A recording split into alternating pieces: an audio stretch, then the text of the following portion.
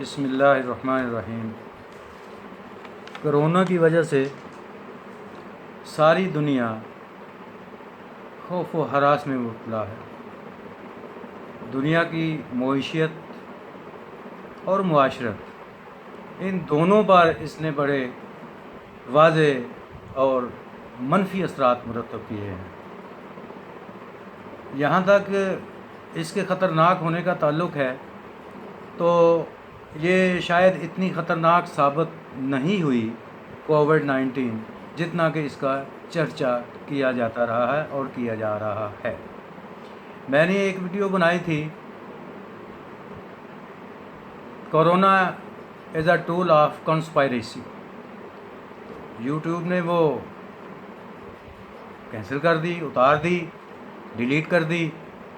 میں نے انہیں لکھا کہ بھئی اس میں ایسی کون سی بات ہے، تو بہرحال میرے جواب سے وہ مطمئن ہوئے اور میری وہ ویڈیو دوبارہ جو ہے آنا شروع ہو گئی یوٹیوب۔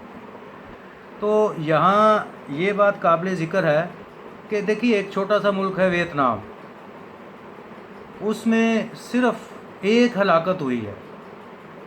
ان کے انتظامات اس کے بارے میں اتنے اعلیٰ اور بہتر درجے کے تھے کہ وہ وہاں پھیل ہی نہیں سکا۔ انہوں نے جو ٹیسٹنگ کٹس بنائی تھی وہ انتہائی سستی اور مؤثر تھی اور انہوں نے اس مرض پر قابو پا لیا۔ اب جہاں تک باقی دنیا کا تعلق ہے، امریکہ، یورپ، ان سب کی معیشت پر اتنے منفی اثرات اس کے مرتب ہوئے ہیں کہ شاید آپ انہیں سنبھلتے کافی عرصہ لگ جائے۔ امریکہ جس کا دعویٰ تھا کہ وہ ایک سپر پاور ہے، کوئی دنیا میں ایسی طاقت نہیں ہے جو اس کا مقابلہ کر سکے، لیکن اب معلوم ایسے پڑ رہا ہے جیسے اس کی سپرمیسی، اس کا سپر پاور ہونا ختم ہو جائے گا۔ اس کے مقابلے میں چائنا میں یہ وبا پھیلی، انہوں نے اپنے علاقے بند کر دیے، آنا جانا ختم کر دیا، اور نتیجہ یہ ہوا کہ انہوں نے بھی اس وبا پر قابو پا لیا اور اب وہاں پہ زندگی جو ہے وہ نارمل ہے۔ ایسے حالات ہیں کہ وہاں کام ہو رہا ہے، فیکٹریاں چل رہی ہیں، بلکہ دوسرے ملکوں کو وہ ماسک اور دیگر اشیاء جو ہے کرونا وائرس کے مقابلے کے لیے وہ ایکسپورٹ کر رہے ہیں۔ تو ہمارے جہاں تک پاکستان کا تعلق ہے، یہاں جو کہ ڈاکٹر حضرات کہتے ہیں کہ یہاں انہیں تو مدافعتی قوت ہے جو ان میں پاکستانیوں میں وہ زیادہ ہے، جس کی وجہ سے اس بیماری کا اثر یہاں بہت کم ہوا ہے۔ ٹھیک ہے، اس میں کوئی شک نہیں، لیکن جو نقصان ہمیں پہنچ چکا ہے، ہماری معیشت کو پہنچ چکا ہے، اس کا ازالہ کون کرے گا؟ اور اب آگے آنے والے دنوں میں جو نقصان ہوگا، جو مہنگائی کا طوفان آئے گا، خطرناک حد تک آئے گا، اس کا مقابلہ کون کرے گا، کیسے کریں گے؟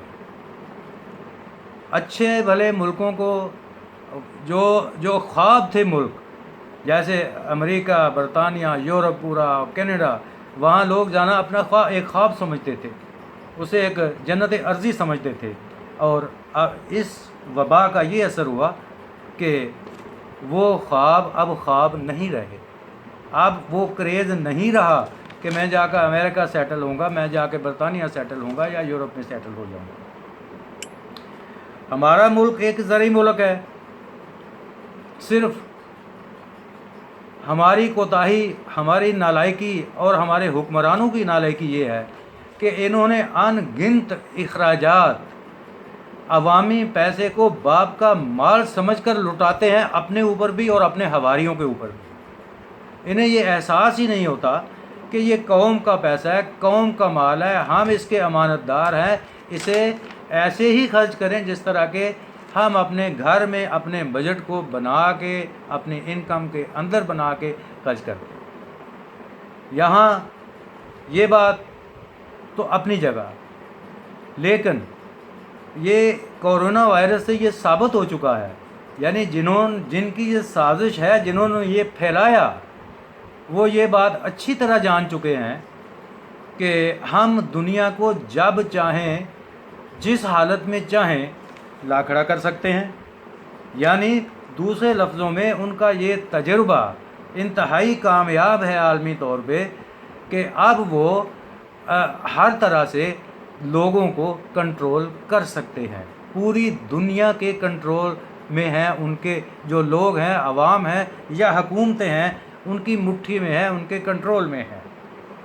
تو یہ تجربہ تو بڑا ہی کامیاب ہے ان کا، اور ہم دیکھ رہے ہیں کہ نہ ہمارے پاس علاج ہے، نہ ہمارے پاس کچھ اس کے ٹیسٹ کرنے کے طریقہ کار ہیں، اور نہ ہی جو ہے ہم اس وبا پر، اگر یہ واقعی وبا اتنی خطرناک ہے اور اس قدر ہے، ہم اس پر قابو نہیں پا سکتے۔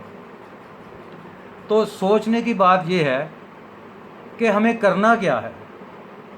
دیکھیے، سویڈن نے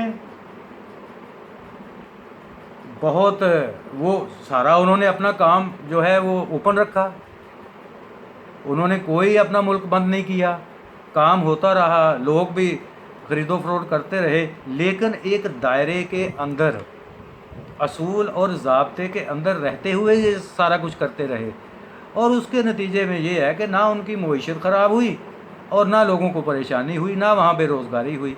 اب امریکہ اور یورپ جیسے ممالک میں لاکھوں لوگ تو بے روزگار ہو چکے ہیں، بلکہ اگر کہا جائے کروڑوں، جیسا کہ میڈیا پہ خبریں عام آ رہی ہیں، کروڑوں لوگ بے روزگار ہو چکے ہیں۔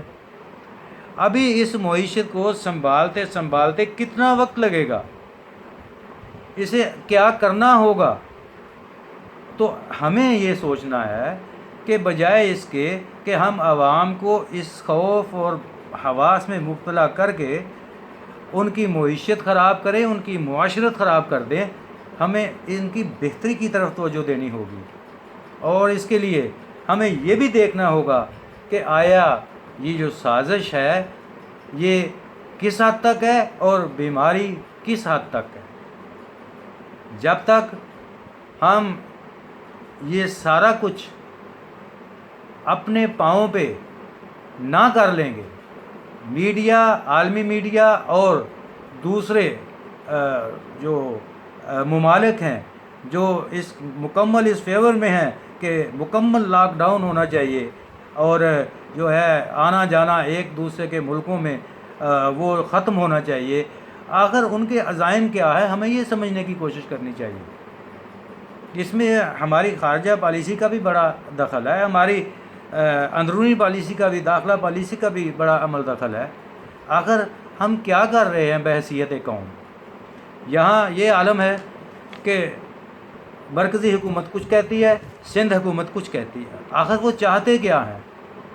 پھر 18ویں ترمیم کا وہ جو ہے سلسلہ، 18ویں ترمیم تو زہر قاتل ہے ملک کے لیے، یہ تو ہونی ہی نہیں چاہیے تھی۔ اگر اسے ختم کر سکتے ہیں تو حکومت کو چاہیے ختم کرے، یا ان کے جو خطرناک پوائنٹس ہیں انہیں ریموو کرے، تاکہ ملک ایک ملک بن سکے۔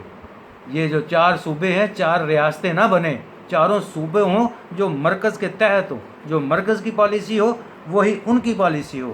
ابھی کرونا کا معاملے میں سندھ گورنمنٹ کی اور پالیسی، پنجاب کی اور مرکز کی اور، تو اس طرح سے ملک چلا نہیں کرتے۔ تو یہ ہمیں اچھی طرح سے جان لینا چاہیے کہ ہمیں کیا کرنا ہے۔ اگر ہم نے اب بھی آنکھیں بند رکھیں، اس سازش کو اگر ہم نے نہ سمجھا اور اس کا مقابلہ نہ کیا، تو یقین مانیے ہمارا انجام بہت برا ہوگا۔ یہ حالات کس طرف جا رہے ہیں؟